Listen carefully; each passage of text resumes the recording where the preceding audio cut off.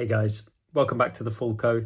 I'm here to talk a little bit about the match today.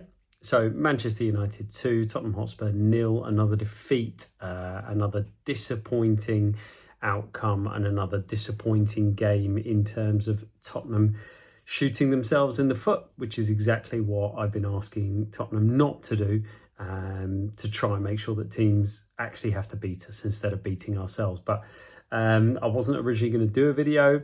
I've already done a bit of a breakdown with Jim over on Old Spurs, so do go and check that one out to see the stuff that we spoke about. But yeah, there's a few things that have been bothering me, so I wanted to get them off my chest, and the place to do that is here on the Full Co. So here we go.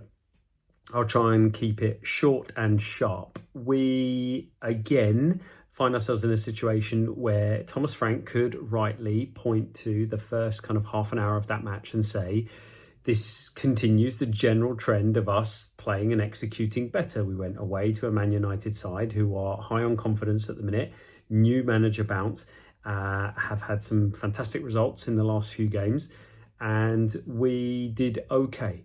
I think the in terms of clear-cut chances, the better chances were United's in that first 30 minutes. I can remember having two very good ones, one in the first 30 seconds and one just before the sending off. Whereas in that time, I think the only really clear-cut chance was maybe a ball we worked down the left-hand side that Udogie fired it low across the box. And it initially looked like Solanke had been tripped up by Lisandro Martinez, but I think actually there was nothing to it. He just wasn't expecting it to come through maybe the first defender, and just didn't sort his feet out. So other than that, it was 30 minutes where we had the lion's share of possession for a decent period of time, managed to quiet the crowd, keep hold of the ball, probe, and stop Man United from trying to transition on us, which is the way that Carrick has set them up to do very effectively at this moment in time. So that's all good, and that's great. And then we have that moment where Christian Romero gets sent off. He doesn't need to go into that challenge, and it effectively flips the game on its head. And then from there, we really didn't lay a glove on Man United. And it was a fairly routine victory to them. But yeah, the bits that I wanted to highlight are some of the stuff that has been happening, and it's been happening consistently, and we really do need to get a hold of it. So while I do think that we can give the manager a little bit of credit for some stuff that's happened recently, and we can get behind his narrative that things have been slightly trending in a more positive direction, even if the points aren't coming our way, we have to look at a few bits and pieces. The first goal is a case in point. We've seen this so many times, and we see this, and I think I identified this all the way back at the beginning of the season. There was a concern for me that his zonal system of marking, and it might be Andreas Georgson's system, or it might be a combination of the defensive coach, Frank, and Georgson, we don't know. But this idea of locking down the 6-yard line, this idea of going zonal in there is costing us. Man United had clearly identified shoot from the edge of the box, and similarly a short corner routine that caught us completely on the hop. So ball played in, I think Fernandes plays the ball in, Cunha turns it around the corner to the edge of the box, where Mbeumo moves across and onto it and finishes it into the second post. It's a very nicely executed and nicely worked move, but the amount of time that each of Cunha and Mbeumo had on the ball is unacceptable. So first of all, falling asleep, we've seen this. We saw this against PSG, a short corner routine completely caught us out, and I think it's Vitinha scores from the edge of the box. And similarly here, we go to sleep, we don't read it. We are so fixed on our zonal marking and what we're going to do that when someone does something different, we're not ready for it and we're not reactive to it. So it's really disappointing. And then we have that system where we've got everybody packed in on the 6-yard line and nobody ready to move out, or nobody kind of hedging to protect the edge of the box. And that's where Mbeumo scores from. I think he's got almost 10 yards of space when he's moving onto that ball, and that's completely unacceptable. I think Papsar gets nowhere near him by the time he realises, reacts, and starts getting out on a cross. And then Vicario, he probably doesn't see that ball. I think he's got bodies in front of him. There's not much he could have done. Anyway, we need to fix this. We need to do better. This idea that we're conceding that amount of time and space on the edge of the box or just inside the edge of the box is unacceptable. We have to improve that.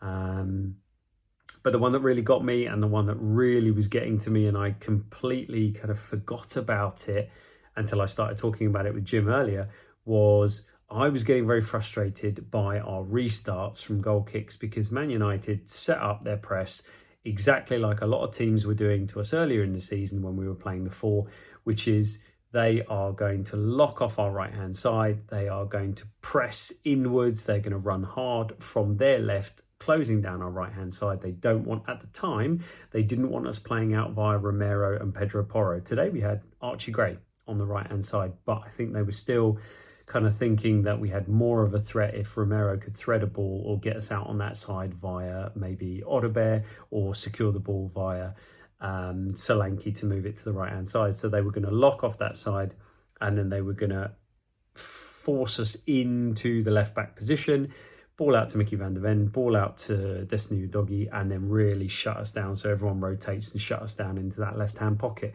They did it time and time and time again. And after you see it for the third time, you think to yourself, I cannot believe that the coaching staff are not doing something about this. Now, whether they saw it and decided, no, we're good enough to get out on the left-hand side, which we've never shown we are capable of doing, even with, far more players available to us this season, maybe, but that would be surprising to me. What is frustrating is that they weren't able to get that communication out there to that group of players, that if they could punch through that press, and it was certainly possible, as they were fielding us out to the left-hand side, you can either move it back via Vicario or very quickly through the line of the pressing players, back out to the right-hand side. And all of a sudden, Manchester United have committed loads of players one direction, and you've just got that second or so and that little turnaround time to move out on the right-hand side and get out. I cannot believe that the coaching staff couldn't see it and get it onto the players.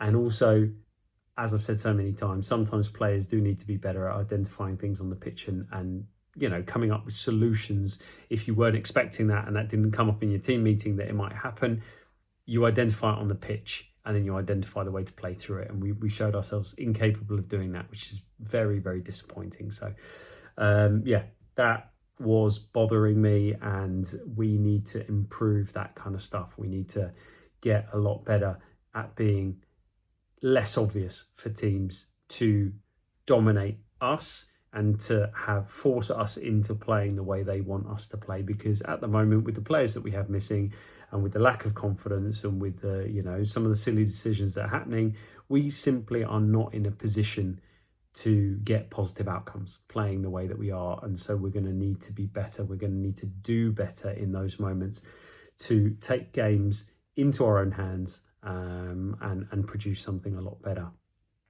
I'm really hoping that I will see an uptick in this. We've definitely seen, and I've given the credit to the coaching staff, we've seen an uptick in the things that Thomas Frank does want to do in the duel-based game, playing down the flanks, that kind of stuff. We've seen an improvement in this Tottenham team. The points haven't exactly come flowing in, but there have been some slightly better performances and a few draws kind of in amongst the difficult defeats that show there was a little bit of an uptick. But there's so much more that needs working, and it's really disappointing, having had a week to prepare for this game, that we then couldn't go on and see 90 minutes of 11v11 going toe-to-toe, because it would have been much more interesting to dissect and analyse. But anyway, the only other note I wanted to talk about is I felt again for Archie Gray today. He is, he's at fault for the Bruno goal, the second goal. He just gets his timing wrong.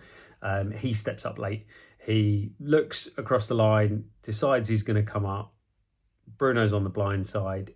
As he's moving up, player puts their head down to deliver the cross, and Bruno makes the run, and he's onside from that. And so Archie Gray, having taken a big step up, is now unable to get back in and to get hold of Bruno to stop him. And fair play to Bruno, he just kind of puts a shin pad behind it, and almost like a defensive cricket shot, kind of blocks it back towards the far post and in. But it's a high quality player executing to a high level, and that's what these players at the Premier League level will do to you. Learning experience for him. Hopefully we don't have to continue to see lots of him at right back. But yeah, it was interesting to me when the team selections came out. A lot of people kind of identifying it as a 3 at the back. It didn't feel, with the personnel that were out there, that was really going to be the case. It looked like a 4 at the back, probably playing with, you know, narrow 2-2-2, with Odebear and Javi Siemens narrowing off at times. But yeah, I just think that given who we've got available, this is about as good as we could do. So yeah, a little learning moment in there for Archie on that one, just gets his timing wrong. But let's finish on a positive note, and let's give Sousa a bit of credit. He was kind of thrown into it, obviously disappointing for us. Udogie probably out again, probably going to miss plenty of football in a really busy and important period. But Sousa came on in a really difficult circumstance, playing in a team with 10 men at Old Trafford. We're down, and he came on and he looked very competent and very assured, and, you know, a couple of nice bits. He doesn't look the quickest, which is interesting, but he looked technically proficient. He looked confident enough for a young man coming into that situation. Held on to the ball. He did advance us up the pitch a couple of times, which was nice to see. And there's a couple of occasions where he found himself surrounded by Man United players and he had nice composure to him. So a good start for him. Well done. And it was not by any means, you know, a terrible performance across the team. There were some decent enough performances in there, but certainly not enough once we went down to 10 men. So anyway, those are the things that, you know, keep going around in my mind, and therefore I've got them off my chest. I'm bringing them to you.